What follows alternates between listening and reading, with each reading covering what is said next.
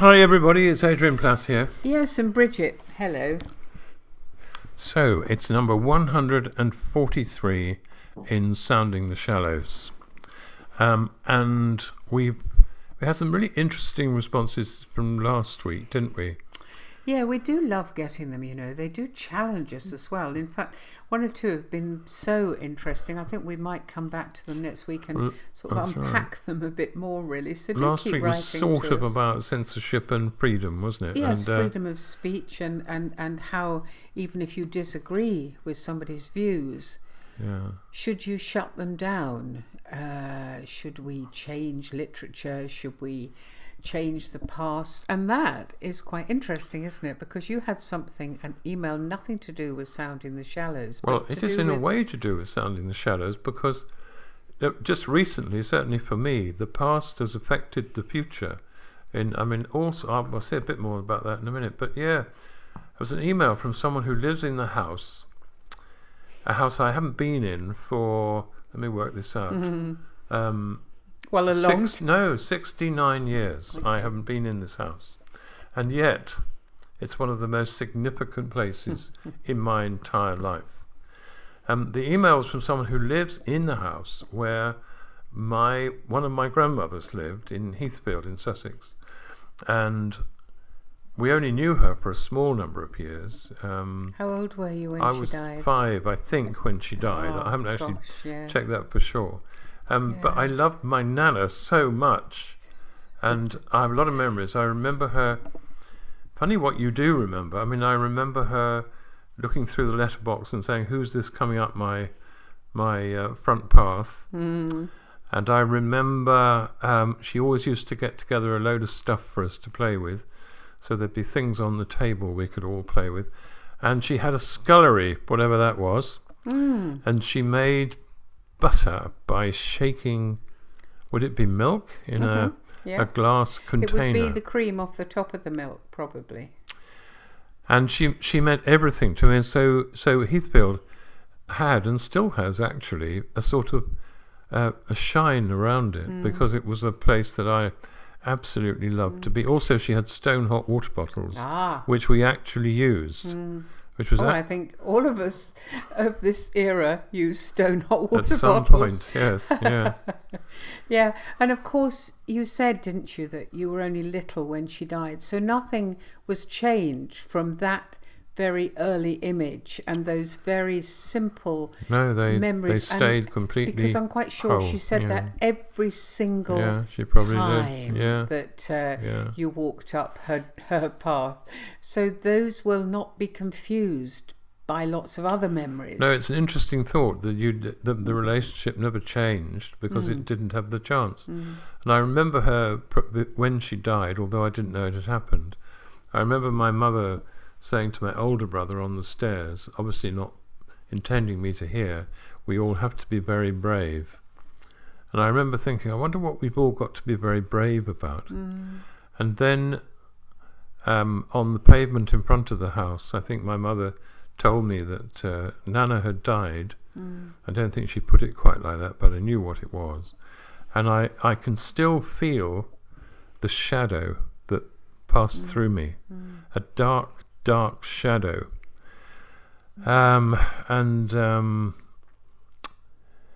It affected me for a while. In fact, I wrote a story a while ago which is based on truth, where I went for a long walk and I shouldn't have gone. Nobody knew where I was. You took your little brother Took my little brother with me. We walked 9 miles towards Heathfield.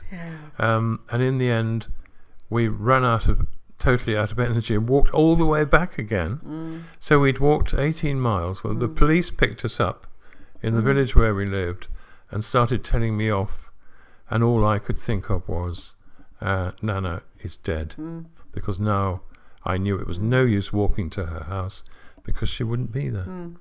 And the effect, the reason I say all that is the effect of it. I suppose you might think it shouldn't have been that great, but I don't think I've ever fully processed that loss of that person. And hearing the name of the house in particular, I think, was a Yes. A very strange There's just the possibility thing. you can go and visit it and actually look at it. But that might be quite odd to do that. It won't be what you remember, which is interesting. No, I don't think that matters too much, because I think that this closing of the circle was so profoundly odd. I think that probably has taken me to a place I've not been before. I mean, do you think... And nobody explained anything, did they? That's the point. Nobody ever explained anything to children. Well, not a lot, no. Not a lot. They really didn't. I mean, do you think now it would be easier to understand? I'm not sure. How do you explain to a small child that somebody who was hugely important in their lives, even an animal, I mean, it's hard enough, isn't it, with when animals die for children. It's such a huge thing. And death is something we pretend to understand, but actually it's always a shock, isn't it? Yeah, it's a wall. I mean, it's a whatever wall. you Yeah, believe. that's the best way of putting it. It is a wall, and I think it varies. I mean, we've seen. I can remember a young boy we knew standing on the edge of his grandfather's grave, wanting to cry. I could see him wanting to cry, and I could see him thinking, I shouldn't do that. I've been told not to cry. I'm not going to cry. And I could see it contained within him. And other people are wiser, aren't they? And they do their best to explain. I can tell you one thing that's interesting is that I was really comforted when I was told she was in heaven. I had no notion of what that might mean, but if she was somewhere, that was good. But it wasn't where I was. And of course you were told that by somebody who believed it, your mother. Yes, that's true. You know, it's one of these tricky ones, isn't it, that now there is a sort of romanticism about angels and about clouds and people sitting on clouds and things. But you have to say something, don't you? One of the things that strikes me, Adrian, is that I know your life was pretty complicated growing up, and those 5 or 6 years of being loved unconditionally by your nana, who adored you all, 3 boys, is something that was put into you. You know, that's never been taken away. It's still there, and it's still part of you. And my mother had got the same thing from her mother. Yes. And it lasted the whole of her life. It's quite interesting. I mean, your mother was very tall, wasn't she?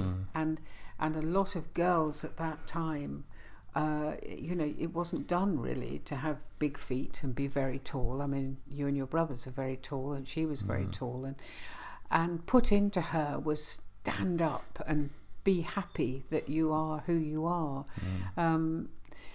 And my poor mother, who wasn't as tall as yours, but who was quite tall for a girl, the opposite was put into her, and she felt plain and too tall. She didn't have a great view of herself, did she? No, she didn't. And for the opposite she reason. should have done. Yes. She was but they're really person. interesting, this email this week. So, I mean, I was wondering, you know, all the different lives we've had. We've had so many different periods in our lives. I mean, I was thinking, for instance, about working with children in care. I mean, how well do you remember the people from those days? And I remember my nana's voice, and I wondered if you remember the voices of the children that we worked with, or any of them. Oh gosh. That's something to throw at me. Well, you said I'm to me sure once from now on I'll remember, for the next 48 hours, I'll remember loads of them. You said a very aggressive boy was once, you told me, you remember his voice forever. Oh yeah, I will. There was one boy who used to get somewhere that no other children did. He would stick his chin up and swear at me, and as he was nearly as tall as me, there was something about this that did do something that wasn't great. But then, so you'd have been in what, your late 20s? No, I wasn't late then? 20s, was Mid-20s? I, Adrian? We no. I can't. I'm quite early 20s. Early in fact, 20s. very early Sorry, 20s. early 20s. That's all right. No, I'll take a few years he off. was 14. Yes, or 13, 14, and of course this was the thing, wasn't it? I mean, it's only looking back. You think you're grown up when you've hit 20. Actually, you're working with teenagers who are only a few years younger than you, and you wonder why things are complicated. That's difficult. But I mean, that's a really, really complicated thing that you've asked. I'll have to think about it some more. Come on then. What about you? What were you thinking that you asked that question? The reason I do remember some is because a few weeks ago I actually read a book I wrote some years ago, which is called lots of years ago. Broken Windows, Broken Lives, which is a fictionalized but accurate, but fictionalized account of working with those children in the place where that boy was. And although the names are different and the stories are condensed or expanded or whatever, those suddenly brought an awful lot of it back to me. And I can still just see. I remember one boy. I won't say his name. He's probably not listening. But one boy bashing dustbin lids with a stick very loudly and saying, "You can't stop me bashing these dustbin lids," and me thinking, "No, I can't, and I don't want to, and I think I'm going to go and become something else instead of a person who's supposed to look after children." And I remember a little boy who we had to leave, and we left, was saying to me, "If you really loved me, you wouldn't go." Yeah. And me thinking, I suppose that's true, really. It's interesting, isn't it, that these are very specific, small things that remain clear. We were in Bowes Museum, weren't we, which is in Barnard Castle. I don't know if anybody else has ever been there. It's always interesting. But there was a music room that I haven't been into before. I don't know if it's a new exhibition. But you sit there and you listen to a single note. Yeah. And then you hear these are old instruments, and what they've done is simply record a note, and then it just sits in the air for a while, and somehow that single note felt hugely important. Each one took me somewhere. It just resonated, and I think it is often little phrases that you remember. I mean, I can remember them from my father. He had one or two, didn't he? It's all according was when he wanted us not to discuss things in any detail. He'd say, "Oh, well, it's all according, and that will be the end of that." Yeah. And these little phrases I can think of. And neighbours, he always said, "Don't get too involved." Well, he did, but he said lots of good things as well. But what I mean is these are little phrases that you remember. That's right. And just like your nana saying, "Who's that coming up my door?" It's like a single note, and somehow it never gets affected by everything else around it. So that moment when that little boy, and he was a lovely little boy, one of the youngest that we worked with, and he actually climbed up onto your lap, which of course children are not allowed to do now, but at the time they were, and said, "If you loved us, you wouldn't be going." There's never a good time to leave, but that moment where there was no answer. There was no answer when your nana died. There was no answer when we had to leave. It's no good saying, "Well, for our career, we really need to move on," or anything. Really. I also, but just by contrast, I remember a boy saying to me, "Can I ask you something?" And I said, "Yes, of course you can." He said, "Why do you want to work here?" I said, "Well, what do you mean?" He said, "Well, we're in the middle of nowhere somewhere. In a big old house with kids who are naughty a lot of the time and they swear sometimes, and you're supposed to be looking. Why do you want to do that?" Did you have an answer? No, not really. At the time, I thought you were very perceptive.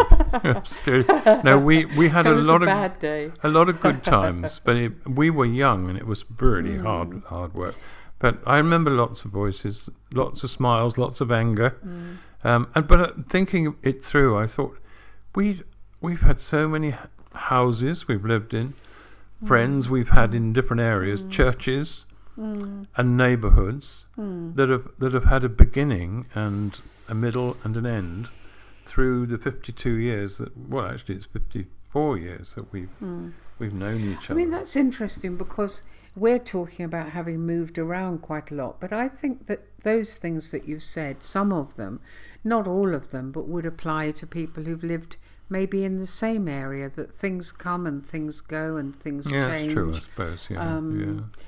You know, you have friendships that last and friendships that don't.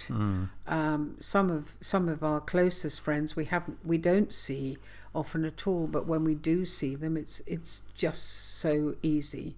And I think you really value those contacts. Yeah, of course I do. Of course I do. But I suppose, you know, let's be honest, when I think of these single notes, when I think of these moments, we've met children all over the world, really, haven't we? And there have been moments of things that they've said that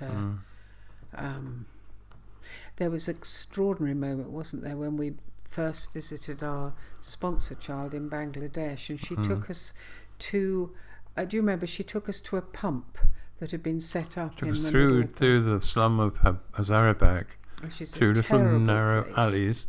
She was a delightful girl. She was 11, and she took us to this place where there was a pump, didn't she? And she took hold of the handle and she pumped the clean water out with a big grin on her face. And she said, through the translator, "You did this." And she meant, I mean, we hadn't done it, but she meant that people like us who sponsored children in that area had made it possible to produce clean water for the children there, because a lot of the water was stagnant or they used river water. And it was an amazing moment. I remember in South America, I remember an older teenager saying to me, and I thought she seemed a bit distant, you know, difficult to get close to, and I remember her saying to me, "I lived with a family and I did my very best with them, and then something went wrong, and tears suddenly poured from her eyes, and she said, and they wanted to kill me." That's right. So facing things like that are insoluble with children in countries where you've never been before, but at least we heard them, and we always tried to hear the voices. The two brothers in Zambia who were struggling to live together when their parents had died, and looking after each other, and the shoe cleaning kids in also the laughter, a lot of laughter. And in South America, one of our favourite moments was when everyone was sharing jokes. We don't speak Spanish. A little girl taught you a few words, but apart from that, we're hopeless. But what was so amazing, do you remember, was the joke. And you said, well, I'll tell you an English joke. Yeah. Why did the chicken cross the road in a chorus? A chorus in Spanish, voices? Yes, to get to the other side. So we thought, we're home. So we're home. We were very privileged. We heard from the very heart of children who were going through very difficult times, and had, like you said, a lot of laughter, and I can still hear those voices. We're very lucky to have them still ringing in us like those notes. And I know, I mean, people from their own children, people who've been teachers, people who, you know, there are so many things. If you just allow yourself to think about when you were a child, things that were said, or when you were with children, things that were said.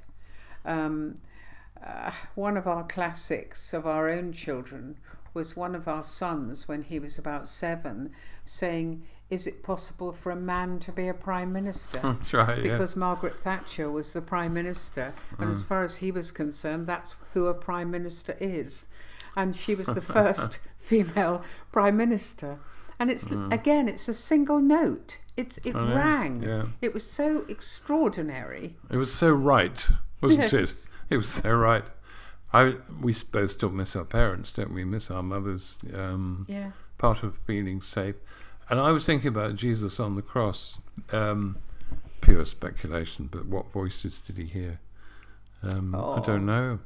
I wonder if he heard his father, Joseph, saying, no, hold the chisel like this. Good boy, that's it. And his mum, his mother, why do you treat us like this? Peter, I'm not going to let you die. And then what was the other scene with Mary and his brothers all came and said, "Come home, be with us." I don't know if he would have been thinking about that, because his mum was at the foot of the cross. Well, she was, but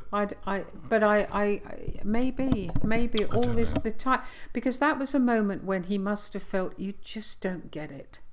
And there are times, aren't there, where with people you love or people who are close to you, they're not going to get it. Do you think it would have been worth him saying, in connection with that, saying to his mother from the cross, "Look, I'll see you on Sunday"? Oh, don't. And she would have said, "What are you talking about?"